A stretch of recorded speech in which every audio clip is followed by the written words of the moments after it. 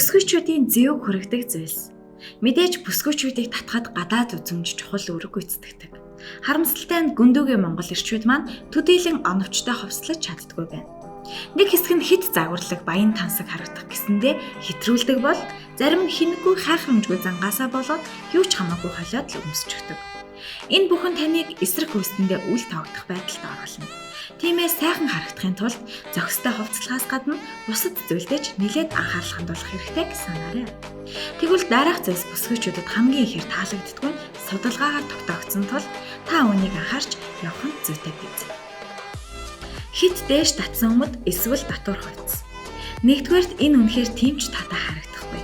Хоёрдугаарт энэ маягаар өөрийн цээж хэсгийг богино харагдуулах хэрэгтэй гэж юу?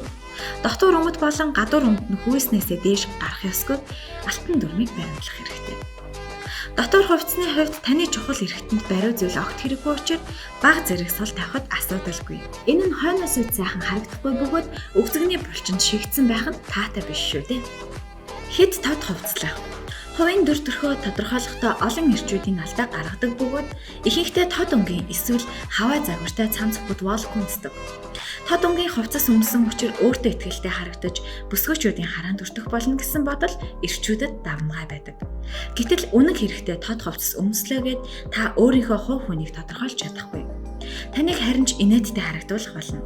Цэцэн хээтэй цамцыг арал далайн ирэг дээр зугаалах үедээ өмсөж болно. Харин энгийн өдрүүдэд энэ байдлаар хувцлах нь тийм сайхан харагдахгүй. Няа өнгийн хувцсыг та спортоор хичээлэх үедээ өмсвөл илүү зүгээр. Бусад тохиолдолд энэ хувцаа яаралтай тайлаарай. Сандал.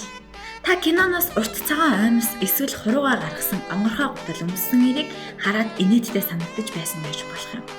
Гэтэл үнэн хэрэгтээ энэ нь зөвхөн кинонд төдийгүй бодит амьдрал дээр ч тохиолддог зүйл юм. Энэ стил нь таныг ээжийн дуулууртай хүмүүст харагдуулах болно.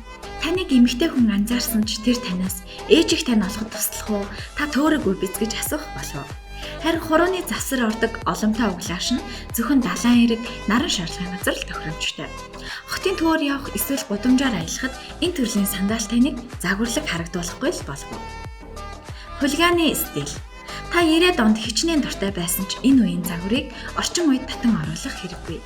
Энэ нь сонсон өмдтэй бариу өмдний дээр сул нэвсгэр цамц өмсөхийг хэлж байгаа хэрэг. Мөн блейд стилийн шил энэ загварт мөн хамаарна.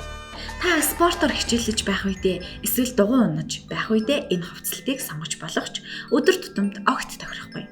Эмэгтэй хүн таныг энэ тохиолдолд тоож харах нь юу л бол? Хит их гоёл чимэглэл зөөх. Ихэнхдээ охид бүсгүйчүүд л бүх төрлийн гоёл чимэглэлийг зөөдөг гэсэн ойлголт байдаг. Гэтэл хүзүүн дээрээ 5-6 зүйлд гаран дээрээ 10 орчим бугуувч бүх хуруундаа бүүгч зүүсэн эрчүүд орчин үед олон таарлах болсон. Гоёл чимэглэл хэтрүүлэн зөөх нь таны чинэлэг байдал, нийгэмд эзлэх байр суурийг тодорхойлохгүй гэдгийг санаарай. Энэ тохиолдолд та гялалцсан зүйл дуртай хэрээнд л сайхан харагдах болов. Хэрвээ та гоёл чимэглэл зөөх дуртай бол хэмжээг нь тааруулах нь хамгийн зөв. Утгагүй шивээс.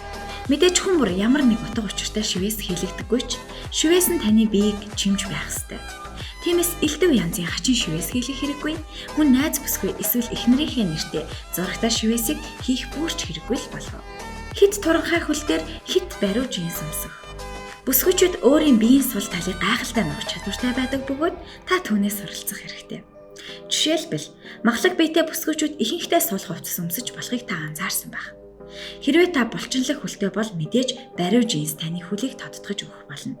Харин та хит туранхай хөлтэй бол бариу жинс өмсөж хөлөө тодтогох хэрэггүй л болов.